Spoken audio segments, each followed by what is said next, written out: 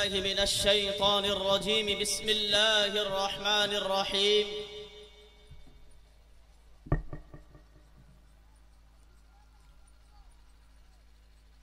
ولا تحسبن الذين قتلوا في سبيل الله أمواتا صدق الله العظيم اللهم صل على سيدنا ونبينا ومولانا محمد وبارك وسلم صلی اللہ تعالی علیہ وآلہ وسلم۔ رتبہ بلند ہے، شان بڑی ہے حسین کی، رتبہ بلند ہے، شان بڑی ہے حسین کی، قرآن بتلا رہا ہے عظمت حسین کی۔ گل ہو گیا جہاں میں چراغ یزیدیت، گل ہو گیا جہاں میں چراغ یزیدیت، سارے جہاں میں دھوم مچی ہے حسین کی۔ آپ حضرات بڑی دیر سے اللہ تبارک و تعالی کا اور اس کے پیارے حبیب پاک صلی اللہ علیہ وسلم کا ذکر سماعت فرما رہے ہیں، اور ہر ایک فرد اپنے اپنے انداز میں حضور علیہ السلام کی تعریف بیان کر رہا ہے، مگر یقین جانیں کہ جو حضور علیہ السلام کی تعریف کا حق ہے وہ کوئی ادا نہیں کر سکتا۔ اس 1400 سال کی تاریخ میں نہ جانے کتنے بڑے بڑے شعراء پیدا ہوئے کہ جنہوں نے حضور علیہ السلام کی اپنے اشعار کے اندر تعریف بیان کی، نہ جانے کتنے خطیب پیدا ہوئے کہ جنہوں نے اپنی تقریروں کے اندر حضور علیہ السلام کی تعریف بیان کی، نہ جانے کتنے مصنفین ایسے پیدا ہوئے کہ جنہوں نے اپنے قلم کے ذریعے سے حضور علیہ السلام کی تعریف بیان کی، مگر یقین جانیں کہ نہ ہی تو آج تک کوئی حضور علیہ السلام کی تعریف کا حق ادا کر سکا ہے اور نہ قیامت تک ادا کر سکتا ہے۔ شاعر کہتا ہے ہماری کیا حقیقت ہے، ہمارا تجربہ کیا ہے، ہماری کیا حقیقت ہے، ہمارا تجربہ کیا ہے، جو ہم بتلا سکیں محبوب رب کی انتہا کیا ہے۔ نہ سمجھا ہے نہ سمجھے گا کوئی انسان حقیقت کو، نہ سمجھا ہے نہ سمجھے گا کوئی انسان حقیقت کو، خدا جانے محمد مصطفیٰ کا مرتبہ کیا ہے۔ یہ اللہ ہی جانتا ہے کہ اس کے دربار میں حضور علیہ السلام کا کیا مقام اور رتبہ ہے، اور ہم کیا حضور علیہ السلام کی تعریف بیان کریں گے۔ اللہ تبارک و تعالی قرآن کریم کے اندر جگہ جگہ اپنے حبیب کی تعریف بیان کر رہا ہے۔ رب تبارک و تعالی نے قرآن کریم کے اندر جتنے حروف پیدا فرمائے ہیں الف سے لے کر یا تک، وہ سارے کے سارے حضور علیہ السلام کی تعریف بیان کر رہے ہیں۔ اللہ تبارک و تعالی نے الف کو بنایا تو الف نے کہا احمد آ گئے، با کو بنایا تو با نے کہا بشیر آ گئے، بے نظیر آ گئے،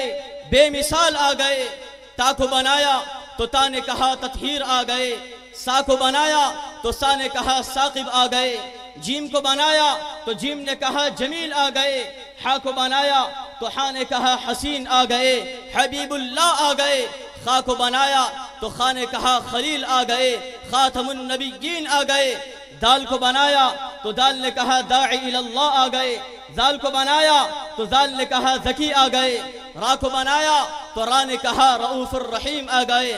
رہبر اعظم آ گئے، رحمت للعالمین آ گئے، زا کو بنایا تو زا نے کہا زاہد آ گئے، زائر بیت اللہ آ گئے،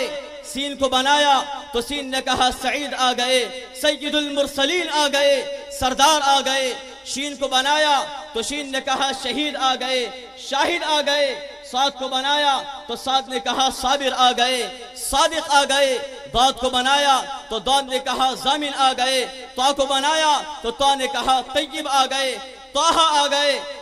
ضا کو بنایا تو ضا نے کہا ظاہر آ گئے، عین کو بنایا تو عین نے کہا عادل آ گئے، غین کو بنایا تو غین نے کہا غنی آ گئے، غیور آ گئے، فا کو بنایا تو فا نے کہا فاتح اللہ آ گئے، قاف کو بنایا تو قاف نے کہا قائد اعظم آ گئے، قوی آ گئے، کاف کو بنایا تو کاف نے کہا کریم آ گئے، لام کو بنایا تو لام نے کہا لئیق آ گئے، میم کو بنایا تو میم نے کہا محمود آ گئے، محمد آ گئے، محبوب رب العالمین آ گئے، واو کو بنایا تو واو نے کہا ولی آ گئے، ہا کو بنایا تو ہا نے کہا ہادی اللہ آ گئے، حمزہ کو بنایا تو حمزہ نے کہا امین آ گئے، اور آخر میں یا بچی تو یا بھی پکار اٹھی کہ اے لوگوں سنو سنو، یاسین آ گئے، یمین آ گئے، یتیم آ گئے۔ ہم کیا حضور علیہ السلام کی تعریف کریں گے؟ اللہ تبارک و تعالی اپنے کلام میں اپنے حبیب پاک صلی اللہ علیہ وسلم کی تعریف بیان کر رہا ہے۔ آج ہم جو یہاں پر جمع ہوئے ہیں حضور علیہ السلام کے سب سے پیارے نواسے حضرت امام حسین رضی اللہ تعالی عنہ کے ذکر کی نسبت پر جمع ہوئے ہیں۔ حضرت امام حسین رضی اللہ تعالی عنہ نے کربلا کے میدان میں اپنا سر کٹا کر اپنے نانا جان کے امتیوں کو یہ پیغام دے دیا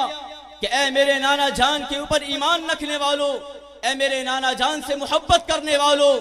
اگر تمہاری زندگی کے اندر کوئی ایسا مرحلہ آئے اور باطل طاقت تمہیں للکارے تو کبھی تم باطل طاقت کے سامنے اپنے سر کو مت جھکانا، سر کٹوا تو دینا لیکن باطل طاقت کے سامنے اپنے سر کو جھکانا نہیں۔ حضرت امام حسین رضی اللہ تعالی عنہ نے یہ ثابت کر دیا کہ یہ سر کٹ تو سکتا ہے مگر باطل طاقت کے سامنے جھک نہیں سکتا، اگر یہ سر جھکے گا تو اللہ تبارک و تعالی کے دربار میں جھکے گا۔ اس لیے ہم مسلمانوں کو بھی چاہیے کہ ہم اپنا سر ادھر ادھر نہ جھکائیں، بلکہ جب اللہ تبارک و تعالی ہمیں اپنے دربار میں بلائے اور مؤذن پکارتا ہو حی علی الصلاۃ حی علی الفلاح، یہ ندائیں ہواؤں کے اندر جاری ہو تو ہر مسلمان کو چاہیے کہ وہ اپنے دنیا کے سارے کاموں کو چھوڑ کر اللہ تبارک و تعالی کے دربار میں حاضر ہو کر اس کی عبادت کر لے۔ اور حضرت امام حسین رضی اللہ تعالی عنہ نے سجدے میں سر کٹانے کے بعد ہم مسلمانوں کو یہی پیغام دیا ہے کہ اے میرے نانا جان کے امتیوں، کبھی تم نماز کو مت چھوڑنا، کبھی نماز کو ترک مت کرنا۔ لیکن ہم اپنے گریبانوں میں جھانک کر دیکھیں، ہم اپنی زندگیوں کا مطالعہ کریں کہ ہمارا کیا حال ہے۔ ہم یہاں پر بیٹھ کر پوری رات جلسہ تو سن لیتے ہیں، لیکن میں نے اکثر لوگوں کو دیکھا ہے جو مسجد کے اندر فجر کی نماز میں نظر نہیں آتے ہیں۔ ہمارا یہاں پر بیٹھنا بیکار ہے اگر ہم نماز کی پابند نہیں ہوئے، اگر ہم نے دلوں کے اندر حضور علیہ السلام کی محبت کو پیدا نہیں کیا، اگر ہم نے شریعت مطہرہ کی محبت کو اپنے دلوں کے اندر پیدا نہیں کیا تو ہمارا یہاں پر بیٹھنا بھی بیکار ہے۔ اگر ہمارے دلوں کے اندر حضور علیہ السلام کی محبت ہوگی، حضرت امام حسین رضی اللہ تعالی عنہ کی محبت ہوگی تو آج ہم یہاں پر بیٹھ کر یہ پختہ ارادہ کریں گے کہ جو ہوتا ہے ہوتا رہے، لیکن کبھی ہم نماز کو نہیں چھوڑیں گے، کبھی نماز کو نہیں ترک کریں گے۔ اگر ہم سچے حسینی ہیں تو حضرت امام حسین رضی اللہ تعالی عنہ کے اس پیغام کو ہمیں یاد رکھنا ہے، اور جو اللہ والا ہوتا ہے، جو اللہ کے دربار میں مقبول ہوتا ہے، وہ کبھی کسی غیر کے سامنے سر نہیں جھکاتا، وہ اللہ کے دربار میں جھکاتا ہے۔ اور آج جو ہم یہاں پر بیٹھ کر حضرت امام حسین رضی اللہ تعالی عنہ کا ذکر کر رہے ہیں، کیوں کر رہے ہیں؟ اس لیے کہ انہوں نے بہت ساری قربانیاں پیش کی، انہوں نے اپنے نانا جان کی شریعت جو حضور علیہ السلام لے کر آئے اس کے خاطر اپنی جان کو قربان کر دیا، اپنے سر کو اپنے تن سے جدا کروا دیا۔ آج ہم یہاں پر بیٹھ کر ان کا ذکر کر رہے ہیں۔ حضرت امام حسین رضی اللہ تعالی عنہ نے اپنے نانا جان کے دین کے خاطر اپنی جان کو فنا کر دیا، مگر اللہ تبارک و تعالی نے آپ کو وہ بقا عطا فرمائی، آپ کو وہ بقا عطا فرمائی کہ آج بھی آپ لوگوں کے دلوں کے اندر زندہ ہیں اور انشاءاللہ قیامت تک زندہ رہیں گے۔ نام حسین حشر تک آباد رہے گا، نام حسین حشر تک آباد رہے گا۔ برباد تھا یزید برباد رہے گا، برباد تھا یزید برباد رہے گا۔ ایک پل کی تھی بس حکومت یزید کی، ایک پل کی تھی بس حکومت یزید کی، صدیاں حسین کی ہیں زمانہ حسین کا۔ اگر ہم سچے حسینی ہیں تو آج ہم یہاں پر بیٹھ کر یہ پختہ عہد کریں گے، پختہ ارادہ کریں گے کہ کبھی ہم اپنے پڑوسی کو تکلیف نہیں پہنچائیں گے۔ اگر سچے حسینی ہو تو کبھی کسی مسلمان بھائی کو گالی نہیں دینا۔ آج ہم یہاں پر بیٹھ کر یہ پختہ ارادہ کریں گے کہ کبھی اپنی بیوی کو نہیں ستائیں گے، کبھی اپنے اور عورتیں یہ عہد کریں کہ کبھی اپنے شوہر کو نہیں ستائیں گی، اور پڑوسی یہ عہد کرے کہ میں کبھی اپنے پڑوسی کو تکلیف نہیں دوں گا، اگر کسی سے کوئی بات ہو گئی تو اسے معاف کر دوں گا۔ آج آپ کسی کو زمین پر معاف کریں گے، اللہ تبارک و تعالی جو آسمان کا مالک ہے وہ آپ کو معاف فرمائے گا۔ وقت مختصر ہے، آپ کے سامنے کچھ زیادہ نہیں کہہ سکتا،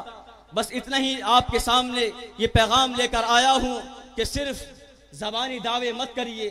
صرف زبانوں تک اس محبت کو محدود مت رکھیے، بلکہ عمل کے اندر حضرت امام حسین رضی اللہ تعالی عنہ کی محبت لائیے اور بتا دیے زمانے والوں کو کہ ہم سچے حسینی ہیں، ہم پکے حسینی ہیں، ہم حضور علیہ السلام کے سچے غلام ہیں۔ اگر ہمارے دلوں کے اندر حضور کی محبت ہوگی تو ہمارا چلنا پھرنا حضور کی سنت کے مطابق ہوگا، ہمارا کھانا پینا حضور کی سنت کے مطابق ہوگا، ہمارا لباس حضور کی سنت کے مطابق ہوگا، ہمارا ہر عمل حضور علیہ السلام کی سنت کے مطابق ہوگا۔ اور آپ جب یہ باتیں اپنائیں گے تو ایک غیر بھی کہہ دے گا کہ اے لوگوں دیکھو دیکھو یہ حسین کا غلام جا رہا ہے، یہ حسین کا ماننے والا جا رہا ہے، یہ حسین سے محبت کرنے والا جا رہا ہے۔ لیکن اگر آپ ایسے ہی رہیں گے، صرف زبانوں تک آپ کے دعوے رہیں گے، تو پھر کوئی آپ کو یہ دیکھ کر نہیں کہہ سکتا کہ آپ حسین کے چاہنے والے ہیں، حسین سے محبت کرنے والے ہیں۔ اگر آپ کو زمانے والوں کو بتانا ہے کہ ہم حسینی ہیں، حسین سے سچی محبت کرنے والے ہیں، تو اپنی زندگیوں کے اندر حضور علیہ السلام کے فرامین کو داخل کریے، اپنے سینے سے حضور علیہ السلام کی سنتوں کو اپنائیے، اپنے سینے سے حضور علیہ السلام کی سنتوں کو لگائیے، تبھی کامیابی ہے۔ اللہ تبارک و تعالی اگر سچی محبت حسین سے ہوگی تو دنیا کے اندر بھی ہمیں کامیابی عطا فرمائے گا اور آخرت کے اندر بھی کامیابی عطا فرمائے گا۔ بس ان باتوں کے ساتھ آپ سے رخصت ہوتا ہوں، کبھی اور موقع ملا تو انشاءاللہ آپ کے ساتھ گفتگو ہوگی۔ آمین وآخر دعوانا الحمدللہ رب العالمین۔